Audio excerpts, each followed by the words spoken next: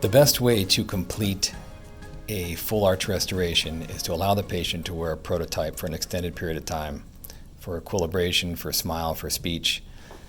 The product that we are introducing is really just a new material of an existing product. The product is the printed try-in, but we're using a new material now that the patient can wear long term.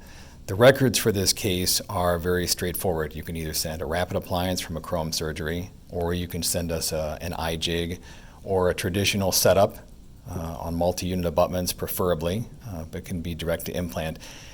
What we will do is digitize your records. We'll send you a preview, a three-dimensional preview, so that you can view the records that you send compared to our proposal. And with that approval, we will fabricate a printed try-in. And we'll fabricate it in this new material that is long-term. It's very strong. It's relatively simple to equilibrate. It's a resin-based printed material, but it's very aesthetic.